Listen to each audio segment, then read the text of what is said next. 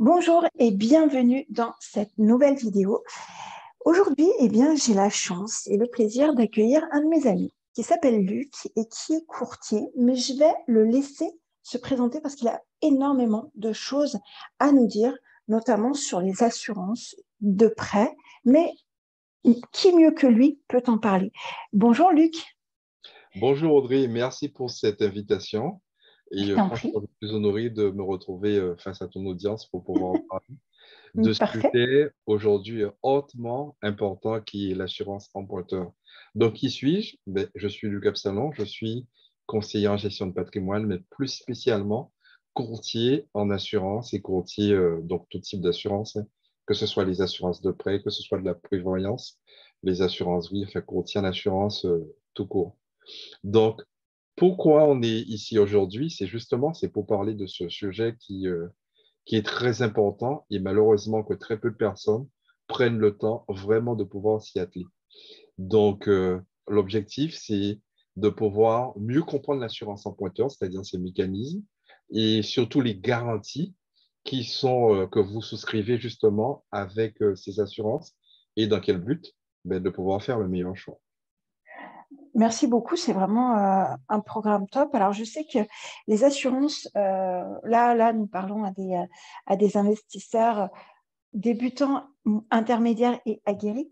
Et du coup, c'est vrai qu'on n'a jamais vraiment fait le point sur la partie des assurances, sur cette partie-là. Autant on sait en tant qu'investisseur qu'il faut négocier, par exemple, le TAEG, le TEG sur un prêt immobilier, mais c'est vrai que l'assurance qui est à côté, on en parlait avant, souvent, on n'y fait pas énormément attention. Limite, on va demander une délégation d'assurance, mais concrètement, par rapport aux garanties, c'est pas très très bien expliqué en clair et c'est un petit peu nébuleux. C'est une des raisons qui fait que tu es là et pour pouvoir un petit peu vulgariser tout ça et nous en apprendre un petit peu plus pour qu'on soit un peu plus alerte et qu'on soit un peu plus autonome sur la réflexion de nos crédits, tout ça. Et je vais me permettre de te poser une première question. Pour quelles raisons les personnes viennent-elles vers toi en ce moment, qui est une période très particulière où il y a eu le taux d'usure, etc. Donc, on essaie de trouver un petit peu des moyens de venir en dessous de ces 35% d'endettement pour continuer à avoir un petit gap d'emprunt possible. Et c'est vrai que l'assurance est aussi un levier qu'on peut activer ou baisser. Et en ce moment, donc, ça doit changer, les profils doivent changer. Est-ce que tu peux nous en dire un petit peu plus, s'il te plaît? C'est une excellente question. En fin de compte, j'ai deux catégories de personnes qui viennent vers moi. Donc, la première catégorie, comme tu l'as si bien énoncé, ce sont des personnes effectivement qui se retrouvent un peu justes en termes d'endettement et qui sont déjà propriétaires, qui sont investisseurs et qui souhaiteraient, bien entendu, faire de nouveaux investissements, mais au niveau de leur emploi, de leur taux d'endettement, c'est un peu juste parce que, comme tu l'as dit maintenant, c'est plus 33%, mais 35%. Dans certains cas, les banques, effectivement, peuvent déroger, mais c'est vraiment au cas par cas et ça dépend du profil de la personne, surtout de son profil financier.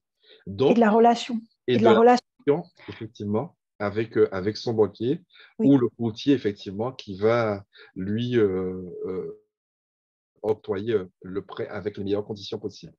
Donc, c'est vrai que dans un prêt, on sait qu'on a trois parties essentielles. Donc, on a la partie qui couvre les intérêts, on a la partie qui couvre le capital et la partie des assurances. Et en fin de compte, c'est l'ensemble de ces trois parties qui permet de définir le TAEG, qui est le taux global, qui est effectivement ce taux aujourd'hui qui ne peut pas dépasser 3,05 au moment où on se parle. C'est ce qu'on appelle le taux d'usure. Donc, ça, c'est le premier point. Donc, étant donné qu'aujourd'hui, la marge de négociation ou de renégociation sur le taux est très faible, puisque bon, les taux sont en train de remonter, et plus ça va aller, plus les taux vont remonter.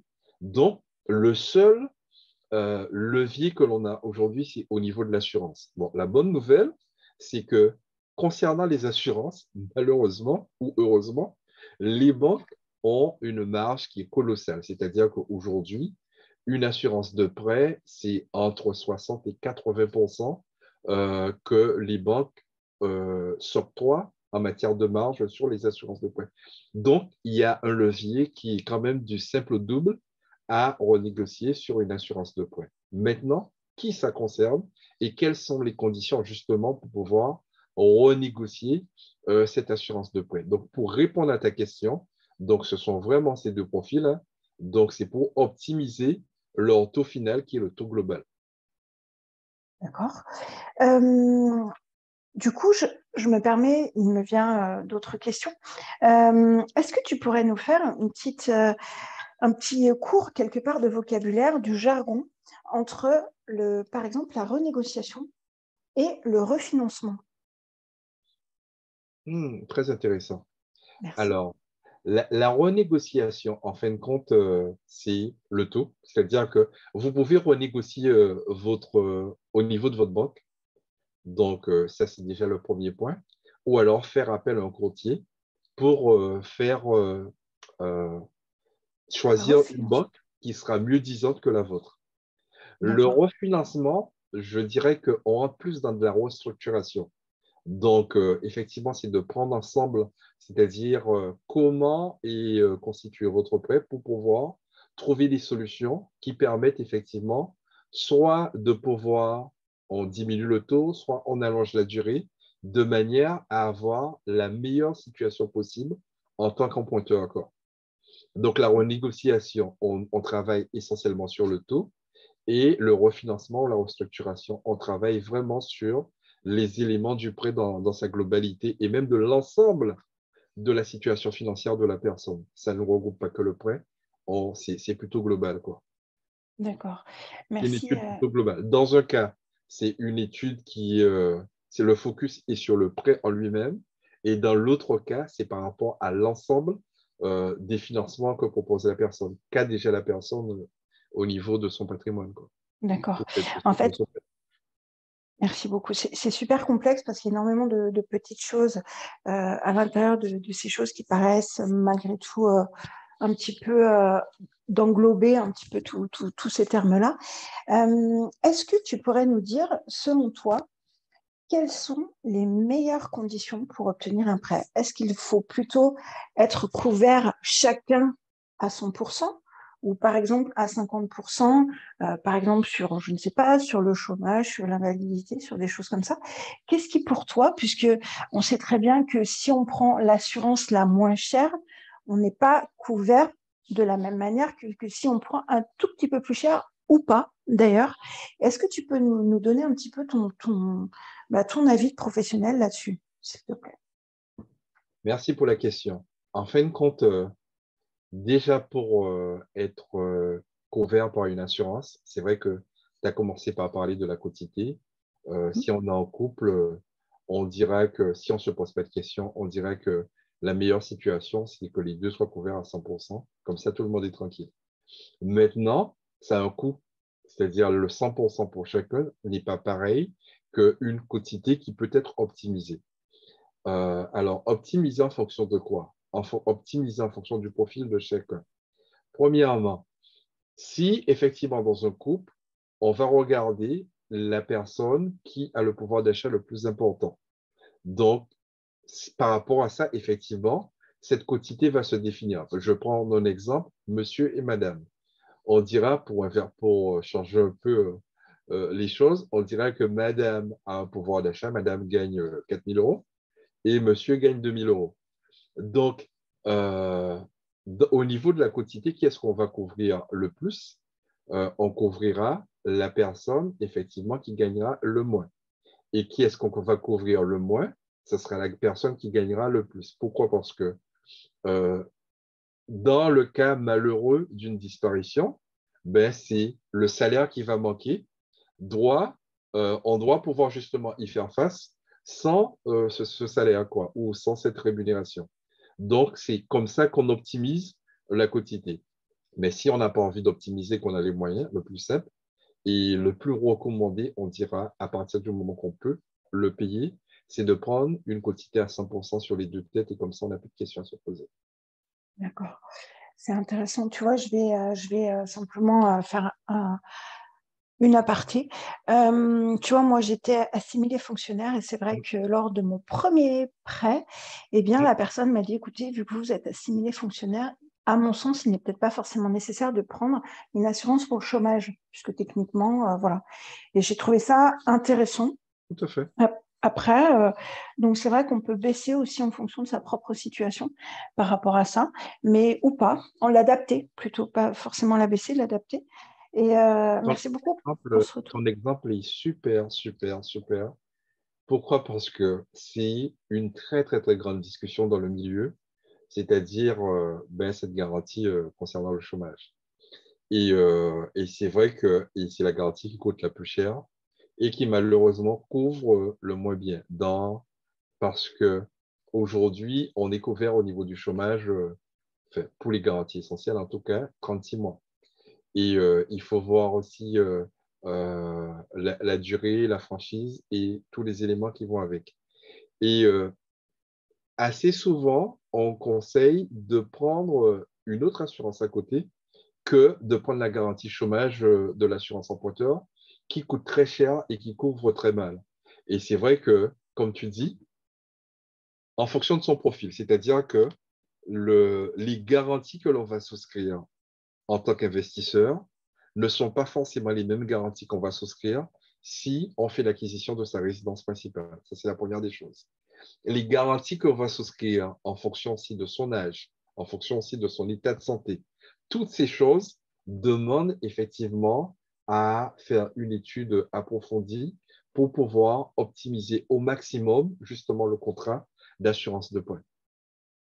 C'est c'est vraiment super intéressant et c'est vrai que ce n'est pas évident de se dire qu'on va se projeter dans l'avenir, de se dire Ouais. bah, possiblement qu'un jour je serai au chômage ou un jour il y aura ci ou un jour il y aura ça. C'est pas évident, c'est le principe de l'assurance en fait. C'est pour ben, Mais ça, c'est l'aléa. En fin de compte, le principe de l'assurance, c'est de pouvoir couvrir tous les aléas.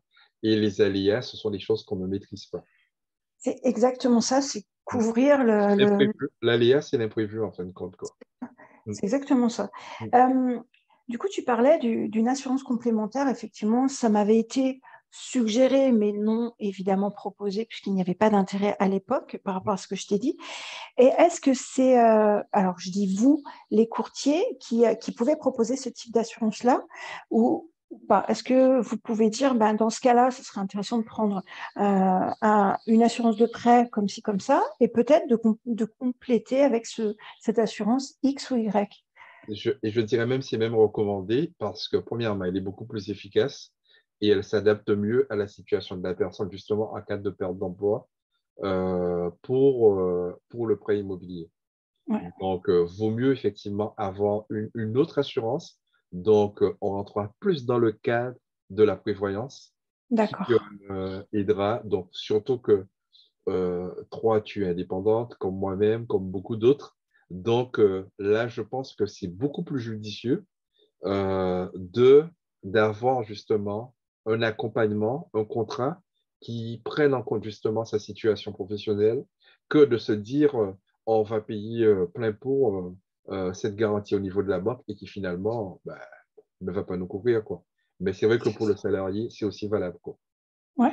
Après, c'est pareil, ça dépend, si tu l'as dit tout à l'heure, hein, si on achète l'ARP, s'il y a aussi des enfants derrière, ou si on achète d'investissement, si on achète seul ou non cet investissement, ou si on l'achète en société, est-ce qu'on doit Absolument. couvrir sa part, aussi quelque part, couvrir quelque part pas forcément la part de quelqu'un d'autre, mais au cas Ouais. où, je sais pas, si on emprunte avec ses parents en SCI, ça peut être compliqué aussi en termes de décès, en termes de plein de choses. C'est vrai que c'est super, super intéressant. Euh, Qu'est-ce que tu pourrais nous dire de plus sur tout ça? Ben, moi, ce que je pourrais dire, c'est sur un contrat d'assurance de prêt, premièrement, c'est vrai que c'est fastidieux. C'est vrai que c'est pas un roman, mais de quand même prendre le temps de lire les conditions générales. Il faut savoir qu'aujourd'hui, les banques ont l'obligation de pouvoir donner à chacun une fiche d'identification, c'est-à-dire que C'est une fiche, en fin de compte, qui décrit de manière très précise les garanties d'un contrat d'assurance et sur quoi et comment ils sont couverts. Même cette fiche, très peu de personnes peuvent et prennent le temps de pouvoir lire cette fiche. Moi, justement, j'en crois à chacun. Et là, à partir de cette année, donc chaque année, justement, on va recevoir cette fiche de sa banque et tout. Ça permettrait effectivement de pouvoir jeter un œil sur son contrat d'assurance de prêt et même pouvoir jouer la concurrence, mais dans son intérêt et dans son avantage, et pas uniquement pour des questions d'avoir un tarif moins cher, mais d'avoir un contrat qui nous couvre mieux et à un prix concurrentiel. D'accord. Euh, c'est euh, c'est intéressant. Est-ce que tu penses qu'à partir du moment où on a regardé un prêt, enfin l'assurance du prêt au tout départ, il y a 20 ans, lorsqu'on a pris le prêt, peu importe, il est judicieux par rapport à un certain nombre d'années de retourner voir un courtier pour savoir si on pourrait nous proposer mieux, ou est-ce qu'à partir du moment où on a pris un ancien prêt et une ancienne assurance, on laisse courir parce que les conditions étaient meilleures avant ou pas? La question, elle est très opportune. C'est en fin de compte, c'est de dire à quel moment c'est utile de pouvoir renégocier son contrat ou pas. C'est ça. Et effectivement, sur la durée du prêt, moi, ce que je conseille, c'est de pouvoir négocier sur les 5, voire les 8 premières années où ça vaut vraiment le coup en termes de gains et surtout en termes de caractéristiques au niveau du prêt. Après, plus on avance dans le prêt, moins c'est intéressant. Moins c'est intéressant. Et surtout, ce qui est important aussi, c'est au niveau du montant. Donc, plus le montant du prêt est important, et plus effectivement, substantiellement, on peut faire des gains.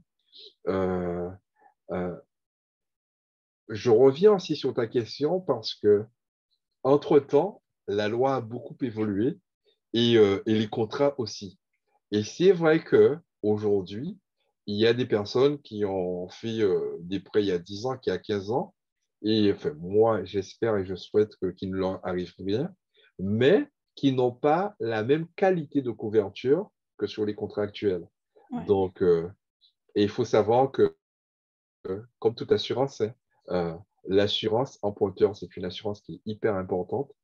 Et dans le meilleur des cas, des fois, on paye à fond perdu, c'est le principe, mais le moment où on le sollicite, vaudrait mieux savoir qu'est-ce qu'il y a dans son contrat d'assurance, comment on est couvert et quelles sont les garanties réelles, pas les garanties qu'on nous a dit, mais les Mhm. vraies garanties que l'on a sur ce contrat. Et c'est vrai que là, effectivement, on peut parler d'exclusion parce que ça, c'est un domaine, c'est un aspect que on ne fait pas suffisamment attention, c'est-à-dire le petit paragraphe qui concerne les exclusions par rapport à certaines pathologies, par rapport à certains états de santé et par rapport à certaines activités aussi que l'on peut faire et qu'on pense qu'on est couvert et qu'on n'est pas forcément couvert et que s'il nous arrivait un sinistre dans ce cadre-là, ben, ce serait pour nous et la chance ne entrerait pas forcément en compte.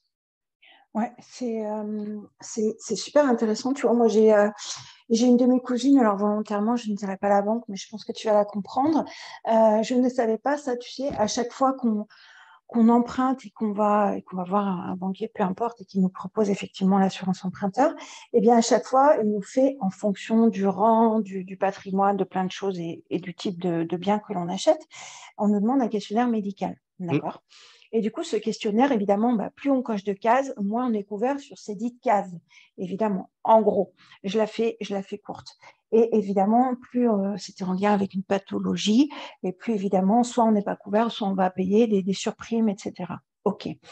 Et en fait, il y a effectivement une de mes cousines qui a une maladie, je ne sais plus, je sais plus si c'est la sclérose en plaques, peu importe, qui a volontairement fait le choix de rester dans une banque qui ne lui demande pas de questionnaire médical. C'est-à-dire qu'elle lui a demandé à la base, je pense que tu la connais, et en Mm. fait, elle reprenait ce même questionnaire, même si 5 ans après, on n'était plus du tout sur les mêmes questions de santé, puisqu'en l'occurrence, ma cousine a développé cette maladie par la suite. Et en fait, c'est ce qui l'arrangeait, puisque techniquement, aucune autre banque, où ça aurait été beaucoup plus compliqué, ne lui aurait prêté pour Absolument. d'autres achats immobiliers, etc. Et je trouve ça intéressant que les banques puissent éventuellement s'adapter. Évidemment qu'en règle générale, on n'a pas la même santé à 20 ans qu'à 40, à 60 ou à 70 ans. Et je trouve ça intéressant. Qu'en penses-tu? C'est très intéressant ce que tu dis parce que ça permet de rebondir justement sur la nouvelle loi qui est rentrée en vigueur depuis février 2022 et dont les premières applications ont eu lieu au mois de juin et la finalité au mois de septembre. Et dont on parle premièrement de seuil de palier, c'est-à-dire sur les prêts déjà de moins de 200 000 euros, de ne plus avoir cette obligation de remplir ce fameux QE, qui est le QM plutôt, le questionnaire médical.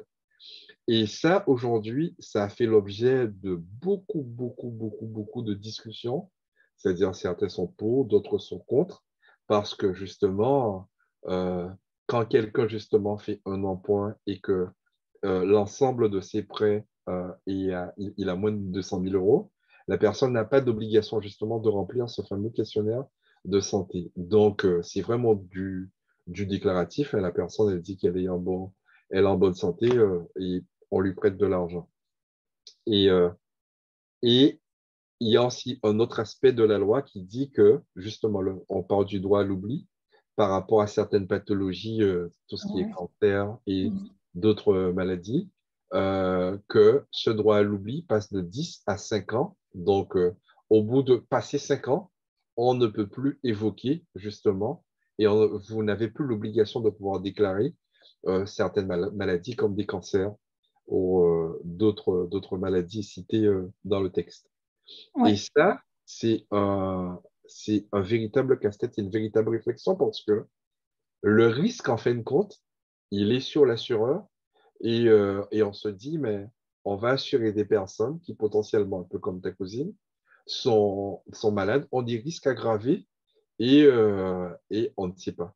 C'est-à-dire que on se pose la question, finalement, est-ce qu'on a bien mesuré le risque puisqu'on n'a pas cette connaissance précise, par exemple, de la maladie, du cancer, et que la loi, en dessous de 200 000, nous interdit d'avoir cette information, à part si la personne est volontaire et dit réellement, bon, voilà, moi j'ai telle et telle pathologie, et se retrouve avec une surprime qui n'est pas négligeable dans certains cas, qui peut aller jusqu'à 50 voire 60% du montant de la cotisation, quoi.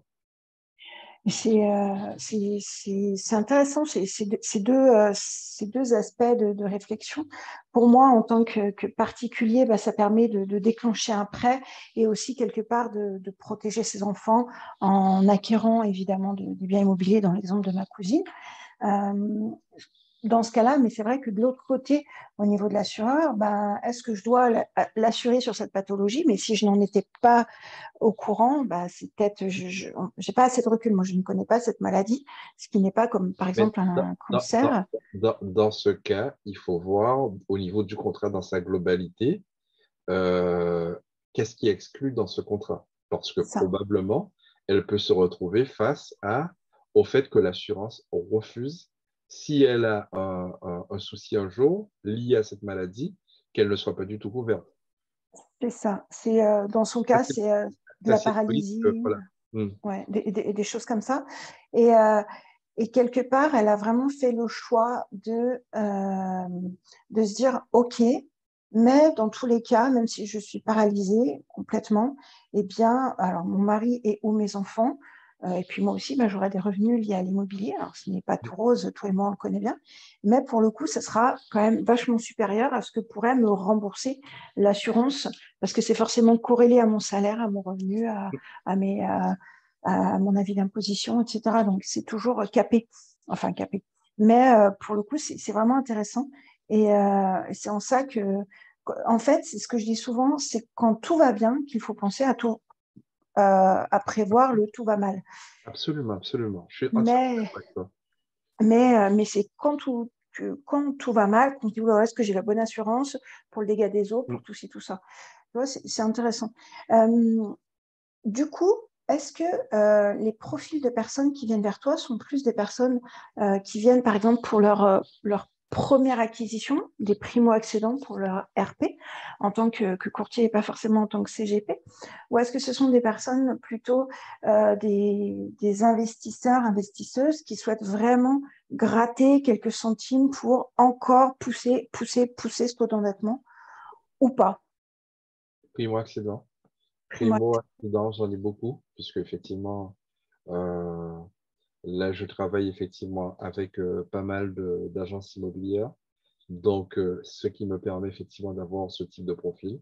J'ai aussi des investisseurs et j'ai beaucoup de personnes qui viennent aussi, puisque comme je fais de la restructuration, qui viennent aussi dans le cadre de refinancement, de nos restructurations ou simplement d'une renégociation. Ouais.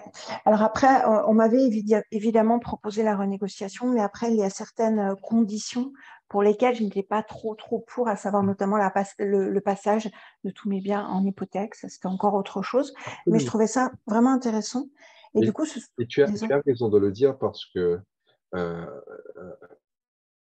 au niveau de la sûreté des garanties et tout, c'est suivant le type de contrat que l'on prend, hein, que ce soit l'hypothèque, le privilège ou la caution, on n'est pas logé à la même enseigne. Et c'est vrai que quand tu renégocies des fois, les avantages que tu as eus lors d'un premier financement, tu peux les perdre justement parce que là, ta situation n'est plus la même, quoi. Donc, à faire très attention à la contrepartie à donner justement pour obtenir ce refinancement ou cette restructuration, quoi, qui est des fois pas toujours aussi favorable qu'on voudrait bien le dire, quoi.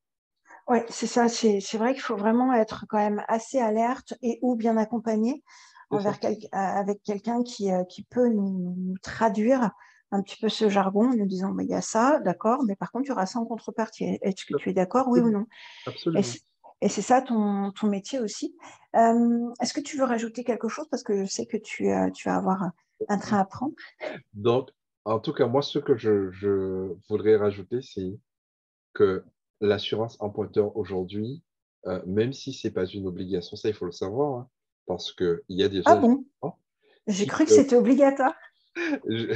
C'est une très bonne remarque parce que beaucoup de personnes pensent que à partir du moment qu'on fait un emprunt, l'assurance est obligatoire. Alors, ce n'est pas du tout le cas. C'est fortement recommandé, mais ce n'est pas obligatoire parce qu'il y a certains cas, effectivement, il y a d'autres systèmes qui permettent de pouvoir garantir cet emprunt. Par exemple, si on a un patrimoine financier qui est quand même assez important, on peut faire ce qu'on appelle des nantissements, ce qui, surtout justement, dans la situation de personnes qui, au niveau de leur santé, qui ont des risques aggravés de santé et qui, malgré tout, ont un patrimoine assez important. Donc, on trouve d'autres solutions que l'assurance pour leur permettre de pouvoir continuer à emprunter et de pouvoir garantir que le banquier il sera remboursé si cette personne devait avoir un aléa lié à son état de santé, quoi, un risque ou une difficulté quelconque. Merci beaucoup pour ces précisions. Alors, juste pour info, les nantissements, c'est une réservation de somme, en fait. C'est ça. Voilà, juste pour Oui, info. c'est-à-dire un contrat d'assurance qu'on en a ou C'est autre ça, en cas de capitalisation et c'est ça. justement qu'on bloque pendant une certaine durée et c'est ce qui permet à la banque de pouvoir l'utiliser pour rembourser le prêt s'il devait y avoir un souci quelconque, quoi. Eh bien, écoute, merci beaucoup pour ces précisions. Donc, nous allons organiser un live. Alors, je ne sais pas quand est-ce que vous allez regarder cette vidéo, donc volontairement, je ne vais pas donner de date. Dans tous les cas, le live, j'espère que je pourrai l'enregistrer. Donc, si c'est le cas, je le mettrai aussi sur YouTube, je pense. On verra avec Luc, etc.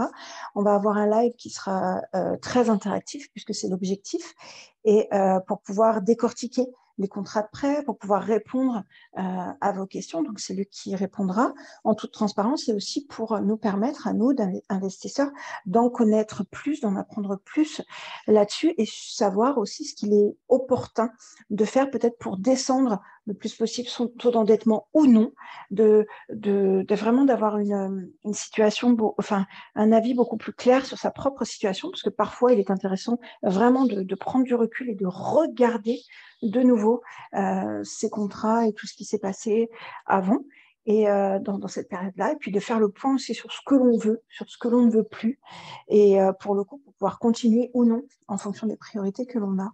Qu'en penses-tu? Ouais. Exactement, et je trouve que c'est une très bonne idée justement parce que l'objet de ce live justement, c'est de pouvoir, parce que de l'information sur de l'assurance emprunteur, on en a à foison, mais très peu de personnes aujourd'hui se retrouvent à décortiquer un contrat d'assurance de prêt, c'est-à-dire prendre un cas d'école et à dire ben, quelles sont les garanties, comment comprendre un contrat et de manière à ce que tout un chacun qui se retrouve face à son contrat puisse bien comprendre et savoir sur quelle partie cette personne doit faire le plus attention justement en cas de négociation ou surtout à comprendre quelles sont les garanties et surtout comment cette personne est couverte réellement par rapport à tout ce qui est écrit noir sur blanc dans le contrat, mais qu'on ne prend pas trop le temps de regarder et de pouvoir décortiquer ce fameux jargon juridique qui a quand même son importance. Parce que justement, surtout dans le cadre des contrats, un mot, c'est un mot et ça a une valeur non négligeable. Ok. Bah, merci beaucoup, Luc, vraiment pour ce temps partagé. C'est quelque chose qui, moi, m'a permis de clarifier beaucoup d'éléments. Mm. Je pense que ça va aider beaucoup de personnes. Donc ça, c'était vraiment ton objectif à la base. C'est le mien aussi. Et est-ce que tu veux rajouter quelque chose pour le mot de la fin? Ben, pour le mot de la fin, je vous dis que je vous attends pour Pour les lives. le Zoom, le live qu'on fera et tout, et soyez nombreux, parce que c'est clair et net que vous allez avoir une autre vision du contrat d'assurance emprunteur et que ça va beaucoup vous servir. Et le fait justement de pouvoir consacrer une petite demi-heure à 1 heure à ce live va vous permettre financièrement de pouvoir gagner beaucoup lors de votre renégociation. Voilà. C'est ça. Merci beaucoup, Luc. Je t'en Je prie. vais arrêter l'enregistrement. Je vous dis à bientôt. Si vous avez des questions, vous pouvez les poser juste en dessous. Je les transmettrai à Luc. Et ou, si ce sont des questions pour moi, je vous y répondrai avec plaisir. Et je vous dis à très, très vite dans la prochaine vidéo.